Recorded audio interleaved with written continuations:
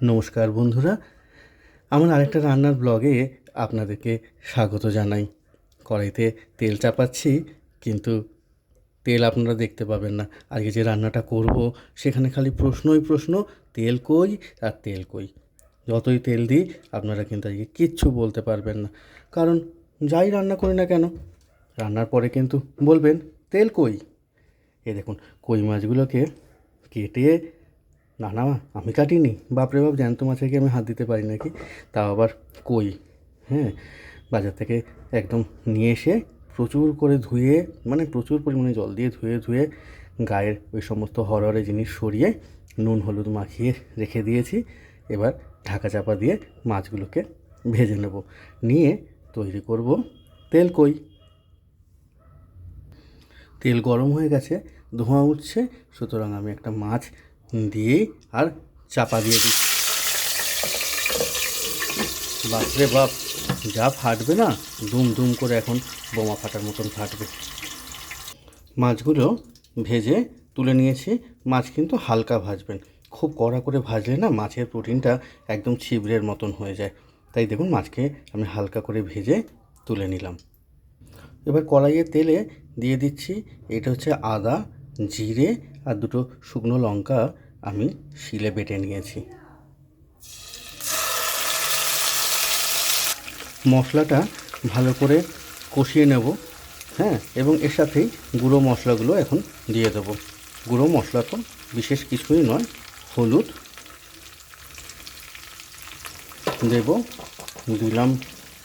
হ্যাঁ, আর এবার দেব নুন, নুনটা জলের আন্দাজ মতন, আর দেব গুঁড়ো লঙ্কা।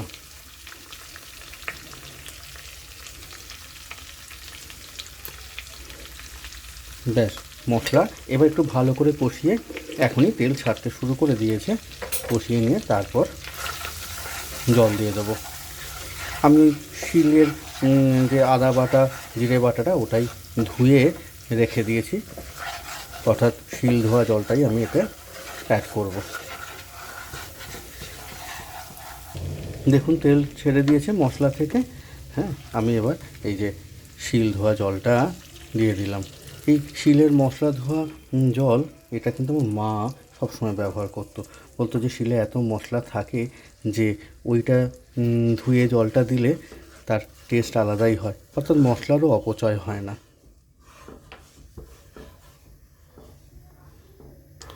একটু কইয়ের কথা বলি। কই কিন্তু কার্প বা পোনা মাছ নয়, কারণ কইয়ের এই মাথা, এই কানকো এর ওপরেও কিন্তু আঁশ থাকে, আর কইতে থাকে অতিরিক্ত শ্বাসযন্ত্র। আর কইয়ের কিন্তু পেটের মধ্যে পটকা থাকে না, অর্থাৎ পটকা থাকে না, আবার মাথাও আঁশ দিয়ে ঢাকা থাকে, অতিরিক্ত শ্বাসযন্ত্র আছে। সেই জন্যই এরা কিন্তু আমাদের রুই কাতলা বাটা এসব পোনা মাছের মধ্যে এরা পড়ে না। কইয়ের তো বিজ্ঞানসম্মত নামই হচ্ছে অ্যানাবাস। অবশ্য এখন অনেক রকমের কই আমাদের বাজারে রয়েছে। কেউ কেউ বলে ভিয়েত কই, কেউ বলে দেশি কই। এগুলো অবশ্য ওই ভেড়িতে যে কইয়ের চাষ হয় সেই কই। ঝোল ফুটে গেছে, তাই জলের কই জলেই পাঠিয়ে দিলাম। এবার খুব ভালো করে ফুটিয়ে মাছটাকে সেদ্ধ করে নেব, কারণ এরা একটু শক্ত জাতের মাছ, তো এদেরকে কিন্তু খুব সেদ্ধ করে নরম করে নেব।